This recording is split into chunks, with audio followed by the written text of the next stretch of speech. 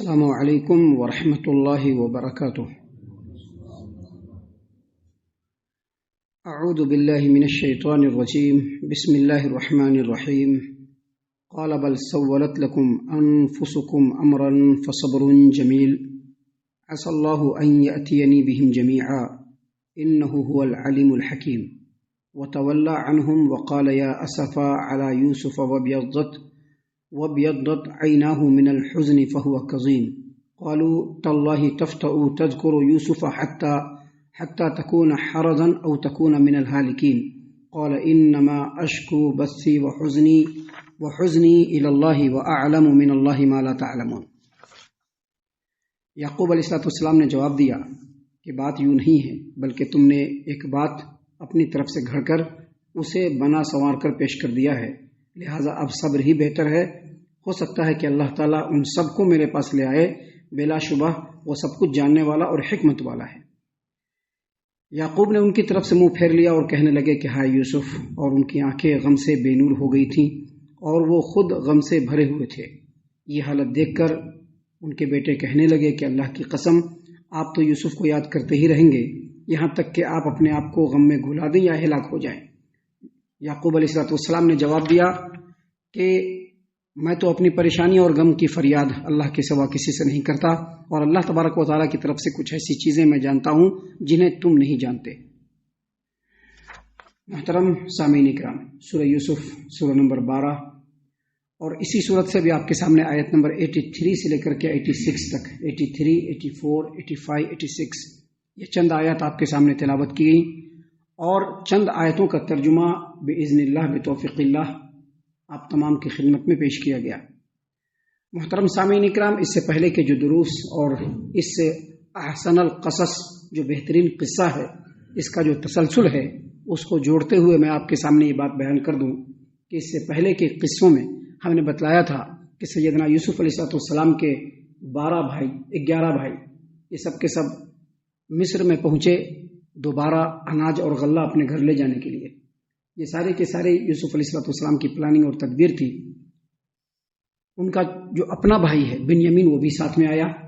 جب ان لوگوں کی خاطر تواضع ہو گئی، ان کے سامان کو جب تیار کر دیا گیا، پیک کر دیا گیا، تو یوسف علیہ السلام کے اشارے پر ان کی تدبیر اور پلان کے مطابق بادشاہ کے پینے کا جو پیالہ ہوتا ہے، جو بہت ہی قیمتی تھا، اس کو بنیامین کے سامان میں رکھوا دیا جاتا ہے۔ اور جب اس پیالے کی گمشدگی کی خبر پھیلتی ہے تو بادشاہ کی طرف سے یوسف علیہ السلام جو عزیز مصر ہیں، ان کی طرف سے ڈھونڈنے والا اور تلاش کرنے والا اس پیالے کو ڈھونڈتے ہوئے آگے بڑھتا ہے، یہاں تک کہ یہ سارے کے سارے بھائی جو قافلے کی شکل میں آگے بڑھتے ہیں، ابھی مصر سے نکلنے ہی والے ہوتے ہیں کہ جو ڈھونڈنے والے جو لوگ ہیں وہ ان کو جا کر کے پکڑ لیتے ہیں۔ بات چیت ہوتی ہے، بھائیوں کا انکار ہوتا ہے، لیکن بار بار اصرار پر بھائی لوگ کہتے ہیں کہ ٹھیک ہے، ہمارے ہاں جو چوروں کی سزا ہوتی ہے وہی سزا ہم لوگوں کو کی ہوگی، اگر ہمارے سامان سے وہ سامان برآمد ہو گیا، چوری کا سامان، گمشدہ سامان اگر برآمد ہو گیا تو جو ہم لوگوں کے یہاں سزا دی جاتی ہے وہی سزا آپ ہم لوگوں کو بھی دیجیے۔ سامان کی تلاشی لی گئی، بنیامین کے سامان سے وہ پیالہ پینے کا مل جاتا ہے، بنیامین کو کسٹڈی میں لے لیا جاتا ہے۔ بڑی منت و سماجت کے بعد بھی جب یوسف علیہ السلام نہیں مانتے ہیں تو یہ سارے کے سارے بھائی میں سے ایک بھائی یہودا کہہ دیتا ہے کہ میں نہیں جاؤں گا، اب یا تو میں مر جاؤں گا یا میرا باپ مجھ کو بلائے یا اللہ کی طرف سے فیصلہ ہو جائے۔ باقی جو 9 بھائی ہوتے ہیں وہ یعقوب علیہ السلام کے پاس واپس جاتے ہیں۔ سارا ماجرا A to Z، یہاں تک کہ وہ بات بھی کہتے ہیں کہ میں نے یہ کہہ دیا، ہم لوگوں نے یہ کہہ دیا کہ اگر بنیامین نے چوری کیا ہے تو اس کا مطلب یہ نہیں کہ یہ چوری کرنے والا اکیلا ہے، اس کا بھائی یوسف بھی چوری کیا تھا۔ یہ ساری باتیں کہہ دی، کیونکہ اس زمانے کے لوگوں کا دل بڑا صاف تھا، چور چمار ٹائپ کے لوگوں کے دلوں میں بھی کدورت نہیں تھی۔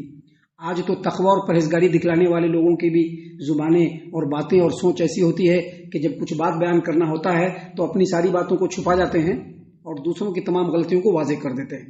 آج کل کے ڈیٹ کی یہ حالت ہے۔ تو یہ ساری چیزیں بہت سیکھنے کی ہے، اپنے دلوں کو پاک کرنے کی ہے۔ ان چیزوں کو سیکھ کر کے انسان کو صحیح معنوں میں انسان بننا چاہیے، کیونکہ یہ لوگ اگرچہ اپنے بھائی سے حسد کرتے تھے لیکن اس کے باوجود انسان تھے یہ لوگ۔ محترم سامعین کرام، اللہ تبارک و تعالیٰ نے فرمایا قال بل سولت لکم انفسکم امرا فصبر جمیل. یعقوب علیہ السلام نے تمام ان لوگوں کی باتیں سن لی، جو باتیں ان لوگوں نے کہی تمام باتوں کو یعقوب علیہ السلام نے سن لیا، اور سننے کے بعد انہوں نے وہی کہا جو ہم نے ہمیشہ کہا ہے کہ جب انسان بار بار جھوٹ بولتا ہے، ایک بار سچ بولے گا تو نہیں مانا جائے گا. ابھی ہم یہ کہتے ہیں کہ آج کل کے نوجوان اپنے ماں باپ کے سامنے بھی، آج کل کے لڑکے بھی اپنے ماں باپ کے سامنے بھی بار بار جھوٹ بولیں گے.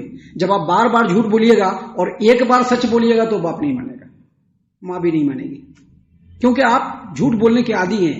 سیم وہی بات یہاں پر بھی ہوا، سیم وہی بات یہاں پر بھی ہوا. ایک بار یوسف کے معاملے میں جھوٹ بول چکے تھے، باپ کو ان کے جھوٹے ہونے کا ثبوت بھی اسی کپڑے کے اندر مل گیا جو لے کر کے آئے تھے. اب جب یہاں پر ساری بات بتلائی اور سب کی سب باتیں سچی ہے، ایک بھی بات جھوٹ نہیں کہا. بنیامین کے سامان سے پیالہ ملا وہ بھی کہا، اس کے اوپر چوری کا الزام لگا وہ بھی کہا، ان لوگوں نے جو باتیں کہی وہ بھی کہا. لیکن یعقوب علیہ السلام نے کیا جواب دیا دیکھ لیجئے. یعقوب علیہ السلام نے کہا بل سولت لکم انفسکم اور امرا، اپنی طرف سے گھڑ کر کے باتوں کو بنا اور سنوار کر کے تم لوگ پیش کر رہے ہو، ہم تو نہیں ماننے والے. کیوں ایسا کہا؟ کیونکہ یوسف کے معاملے میں بھی ایسا ہو چکا تھا، یوسف کے معاملے میں بھی ایسا ہو چکا تھا، ساری باتیں سمجھ میں آ گئی تھی. اسی لیے جب اس وقت جھوٹ بولا ہے تو میں بھی اس وقت بھی جھوٹ بول رہا ہوگا. سامعین اکرام، کہا کہ فصبر جمیل، جب تم لوگ ایسی بات کر رہے ہو میرے اس بیٹے کے بارے میں بھی، تو ہو سکتا ہے کہ میرا یہ بیٹا بھی میرے ہاتھ سے گیا. اب ہمارے لیے کیا ہے؟ فصبر جمیل، میرے لیے صبر ہی بہتر ہے. یعنی پھر انہوں نے وہی بات کہی، بالکل وہی بات کہی جو یوسف علیہ السلام کے وقت میں، ان کے حادثے اور انسیڈنٹ کے وقت جو ان بھائیوں نے باتیں سنائی اور اس کے جواب میں جو یوسف علیہ السلام کے والد یعقوب نے کہا، سیم ٹو سیم وہی بات کہی کہ بل سولت لکم انفسکم امرا، تم لوگوں نے اپنی طرف سے ایک بات گھڑ کر کے اس کو بنا سوار کر کے پیش کیا ہے، فصبر جمیل، لہذا میں صبر ہی کروں گا، اب اس کے علاوہ میرے پاس کوئی راستہ نہیں. لیکن چونکہ اللہ کے نبی ہیں، وہ اللہ کی رحمت سے مایوس نہیں ہو سکتے ہیں، اس لیے انہوں نے دوبارہ کہا، کیا کہا؟ عسى اللہ ان یأتینی بہم جمیعا انہ هو العلیم الحکیم، ممکن ہے قریب ہی ہمارا رب ان تینوں کو میرے پاس لے آئے گا. دیکھیے وہ جو بھائی، بڑا بھائی یہودا جو رہ گیا ہے مصر میں، اس کے بارے میں بھی، بنیامین کے بارے میں بھی اور یوسف کے بارے میں بھی، تینوں کے بارے میں باپ کیا کہہ رہے ہیں کہ اللہ تبارک و تعالیٰ کے ہاں کسی چیز کی کمی نہیں ہے، اللہ کے طاقت اور اختیار میں کسی چیز کی کمی نہیں ہے. مجھے امید ہے کہ میرا رب میرے ان تینوں بیٹوں کو اکٹھے میرے پاس لے کر کے آئے گا. انہ هو العلیم الحکیم، کیونکہ وہ ہر چیز جاننے والا اور اس کا ہر فیصلہ حکمت سے بھرا ہوا ہے. محترم سامعین کرام، یہ باتیں اپنے بیٹوں کو کہہ دیا. ان باتوں کو کہنے کے بعد یعقوب علیہ السلام کھڑے ہوئے اور اپنے بیٹوں سے منہ پھیر لیا، آگے بڑھنے کے لیے یا کسی طرف جانے کے لیے یا اپنے دل کے غم کو چھپانے کے لیے. اللہ نے فرمایا وَتَوَلَّ عَنْهُمْ، یعقوب علیہ السلام نے ان کی طرف سے منہ کو پھیر لیا. وقال یا اسفا، اور ان کے منہ سے بے اختیار نکل گیا ہائے یوسف، کیونکہ یوسف سے بڑی محبت تھی، بہت زیادہ محبت تھی. محترم سامعین کرام، یہ قصہ اور کہانی ہے جو ہمیں لگ رہا ہے ایک واقعہ اور داستان کی شکل میں ہی بیان کیا گیا ہے، لیکن اس کے اندر جو وقت بیتے ہیں، جو لمبا عرصہ بیتا ہے، اگر اس کو ہم تصور میں لیں تو بہت بڑی بات ہے. کیسا صبر کیا ہوگا یعقوب علیہ السلام نے، کیسے حالات سے گزرتے ہوئے یوسف علیہ السلام نے کمال صبر و ضبط کا مظاہرہ کیا ہوگا، کن کن حالتوں سے گزرے ہوں گے. اگر اس کو بیٹھ کر کے اور حقیقی انداز میں تصور کیا جائے تو آج ہمارا دل کانپ جاتا ہے کہ کیسے ان لوگوں نے وقت گزارا ہوگا. یعقوب علیہ السلام اپنے بیٹے کے بغیر جس کو اپنی جان سے بھی زیادہ عزیز رکھتے تھے، اور یوسف علیہ السلام بچپنے سے لے کر کے جوانی تک کن کن حالات اور آزمائش سے گزرے ہیں، ان کو ہم سوچتے ہیں تو ہمارے رونگٹے کھڑے ہو جاتے ہیں کہ کیسے ان لوگوں نے کر لیا. اللہ تبارک و تعالیٰ نے ان لوگوں کو تو نمونہ بنایا تھا. یہ سب چیزیں اس لیے بیان کی جا رہی ہے کہ ہم لوگ بھی اپنے آپ کو دیکھیں کہ ہم لوگ کس مقام پر کھڑے ہوئے ہیں. چھوٹی چیزوں کے لیے ہمارے دلوں کے اندر جو بے قراریاں ہوتی ہے، اس کے لیے سب چیزیں بہت ہی اہم ترین چیز ہے. سامعین کرام، یعقوب علیہ السلام کھڑے ہوتے ہیں، اپنے رخ کو پھیرتے ہیں اور کہتے ہیں ہائے یوسف. وَبْيَضَّتْ عَيْنَاهُ مِنَ الْحُزْنِ، اللہ نے فرمایا کہ ان کی آنکھیں بے نور ہو گئی یوسف کے لیے روتے روتے، آنکھوں کی روشنی چلی گئی. فَهُوَ كَظِيمٌ، اور وہ بالکل دکھ سے بھرے ہوئے تھے.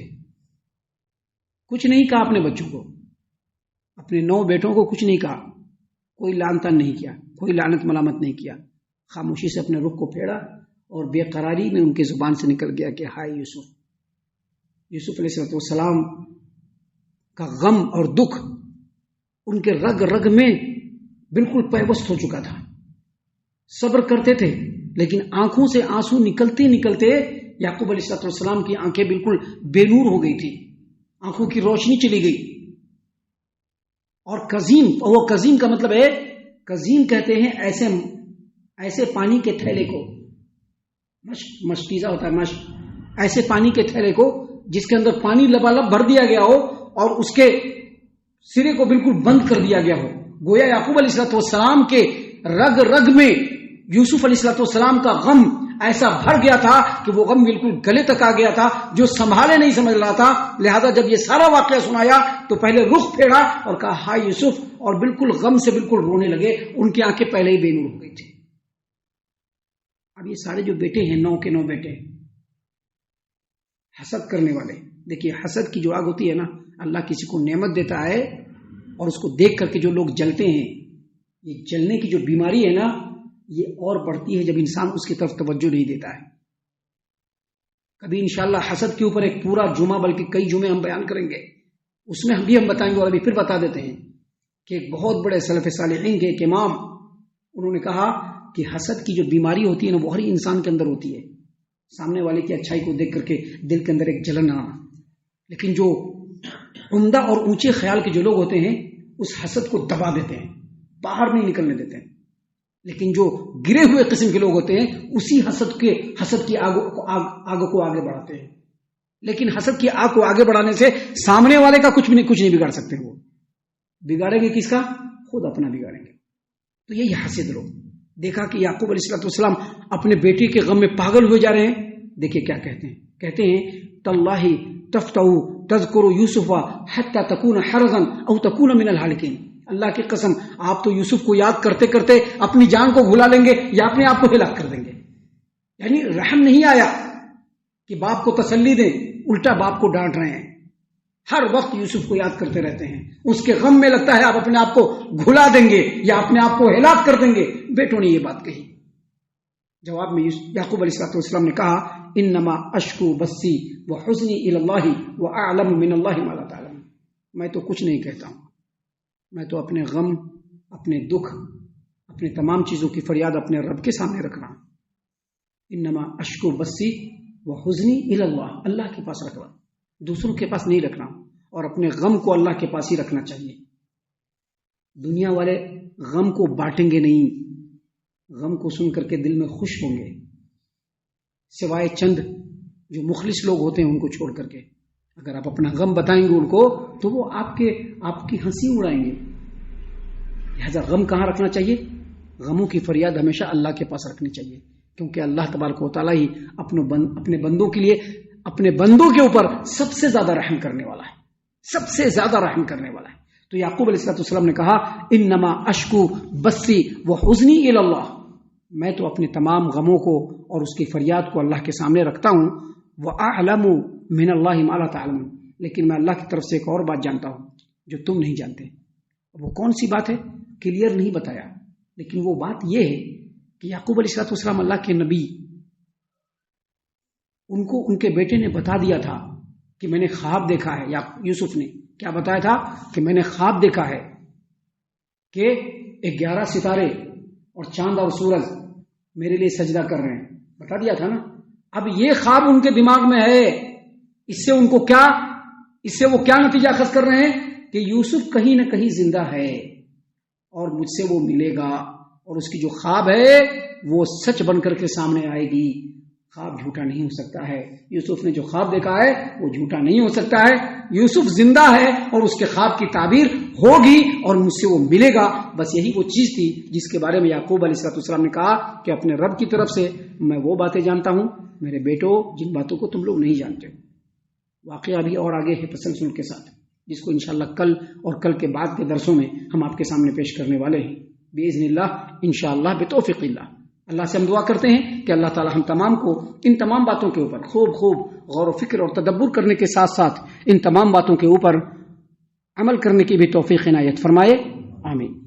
اللہ تعالی ہم تمام کو صحیح معنوں میں پکا سچا مومن مسلمان بنائے. اللہ اور اس کے رسول صلی اللہ علیہ وسلم کی اطاعت و فرما برداری کرنے والا بنائے. صحابہ کرام رضی اللہ عنہم کے طریقے پر چلنے والا بنائے. جنت الفردوس میں جگہ عطا فرمائے. اے اللہ ہم تمام کو جہنم سے پناہ دے. اے رب العالمین ہم تمام کو جہنم سے پناہ دے. اے مالک الملک ہم تمام کو جہنم سے پناہ دے. آمین یا رب العالمین. وما علینا الا البلاغ المبین. تبارك الذي نزل الفرقان على عبده ليكون للعالمين نذيرا